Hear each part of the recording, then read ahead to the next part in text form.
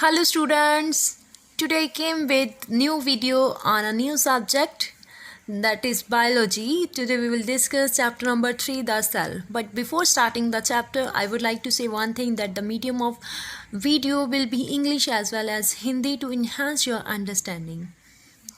Okay, let's discuss. Firstly, you should know, it's must to know that what is cell. Cell is the base structural and functional unit of the living organism. Means cell is the base of our life. Without cell, life can't exist. Without cell, body can't exist. Because firstly, in every organism बेटा, हर एक organism में सबसे पहले cell बनता है.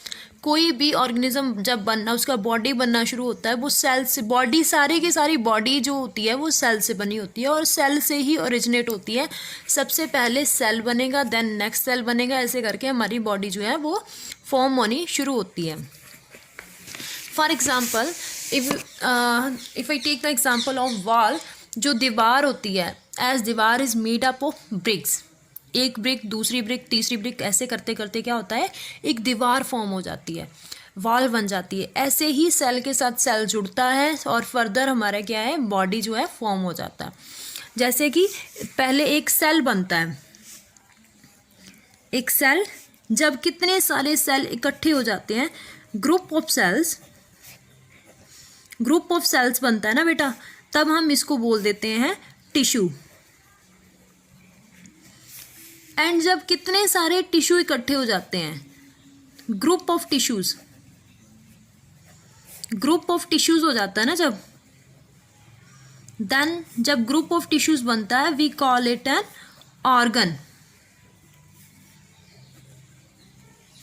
और जब group of organs, कितने सारे ऑर्गन इकट्ठे हो जाते हैं, ग्रुप ऑफ ऑर्गन्स हो जाता है,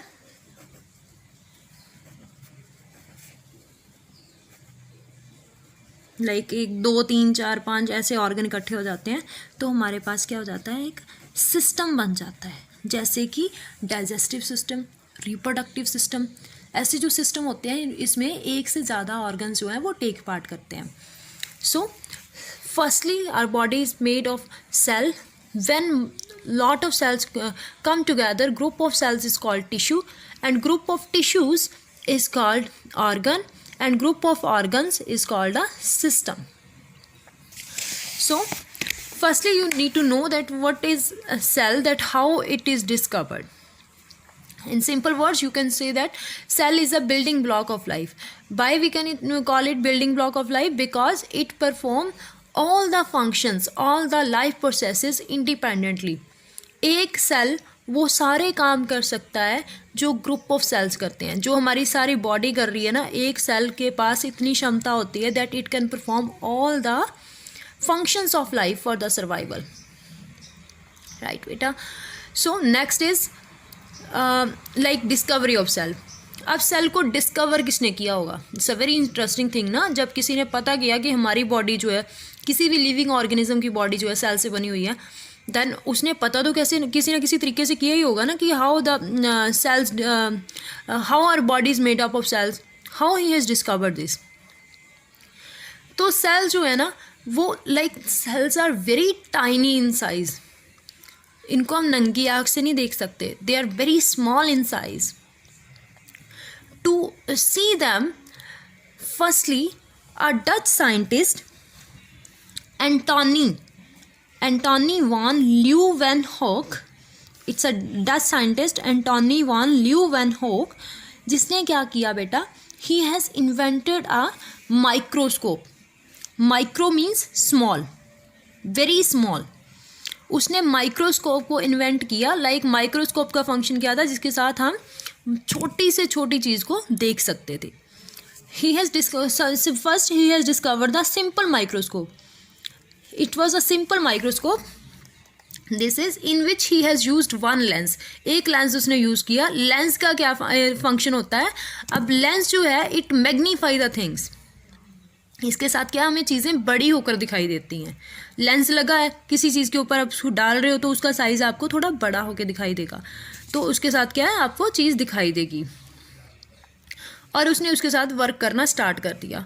but he didn't, what ever he find, he just find that he recognized these organisms as living unit of living beings, but he didn't call them cells.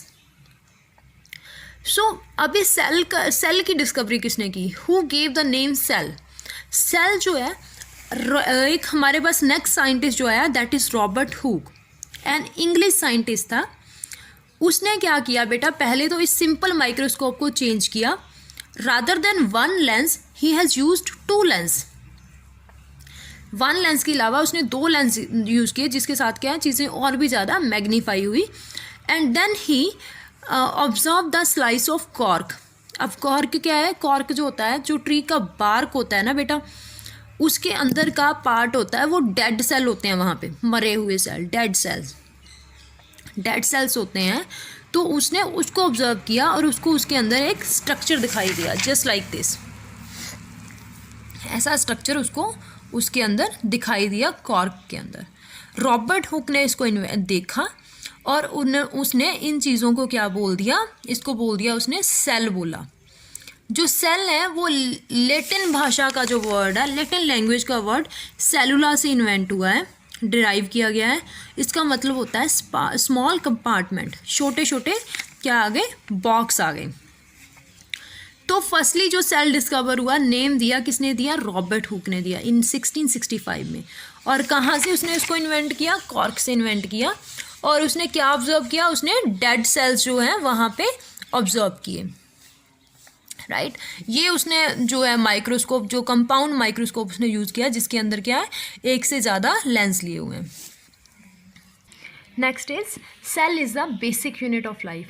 I have already told you, अब तो समझ आ जाना चाहिए basic unit क्योंकि बोला, क्योंकि इसके बिना हमारी लाइफ नहीं एग्जिस्ट कर सकती, राइट. सो इसके अंदर उसने कुछ important point he is discussed here, that is cell is the structural, basic structural function unit of life. It is capable to independent existence, like without he doesn't need any like help. He can perform all the functions for the survival without independently, without any help, right. Okay, next is most of cells are microscopic होते हैं, बहुत small होते हैं. We can see them under the powerful microscope only. Then हर एक जो organism होता है उसका लाइफ स्पैन सिंगल सेल से स्टार्ट होता है, उसके बाद फर्दर जो है वो टिश्यू ऑर्गन पर बनने जो है शुरू हो जाते हैं. एवरी सेल का, हर एक सेल का जो एक लाइफ स्पैन होता है. जो भी कोई सेल अब काम कर रही है कोई चीज़, वो टूट भी सकती है, ठीक है, वो ख़राब भी हो सकती है. जो भी कोई सेल जो है, ओल्ड सेल्स जो होते हैं वो वार्न आउट सेल, जब वार्न आउट सेल्स होते हैं वो कॉन्टीन्यूसली रिप्लेस हो जाते हैं न्यू सेल से, या फिर उनकी क्या हो जाती है, रिपेयर हो जाती है. ओके, और this is the same point that I have discussed. Many cells together can form tissue and many tissue together can form an organ.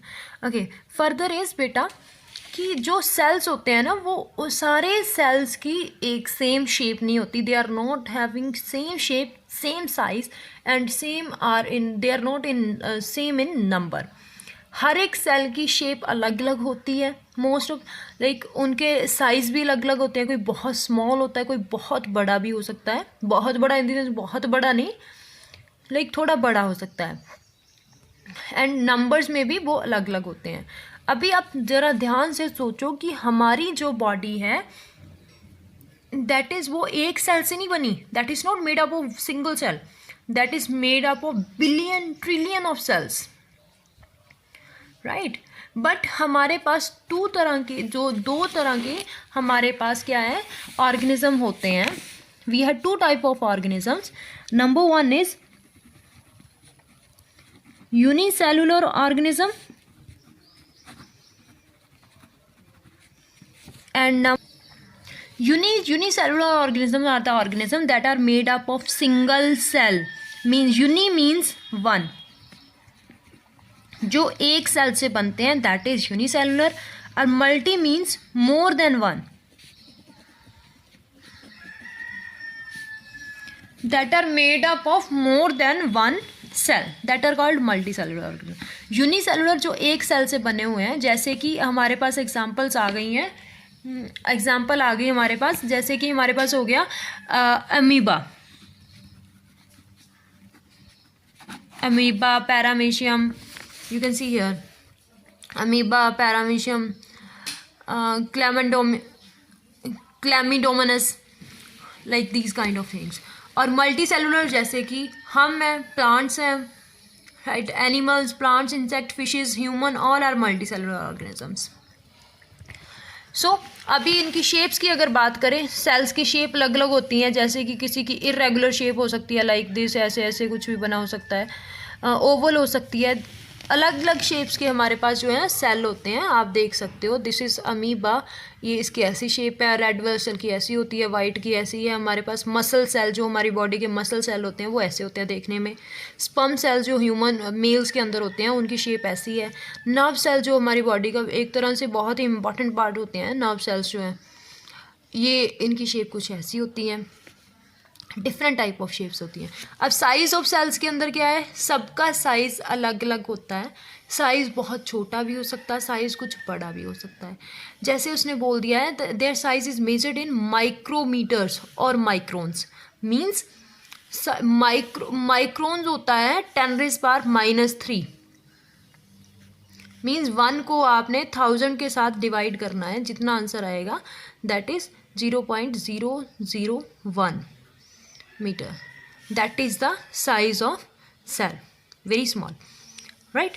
Average size बता दिया 3 to 30 micrometer, like so on. So ऐसे उसने एक चीज़ important चीज़ यहाँ पे बताई हुई है, that is a cell may be long as 3 meter. 3 meter long भी हो सकता है, जैसे कि nerve cell of an elephant. Elephant का जो नर्व सेल होता है ना, ये नर्व सेल होता है हमारी बॉडी का. एलिफेंट का जो नर्व सेल होता है, उसका साइज़ क्या हो सकता है, 3 मीटर लॉन्ग हो सकता है. So I think we have done up to here. You can read your chapter up to here बेटा. If you have any kind of problem, you can message me or you can write in the comment box. Thank you.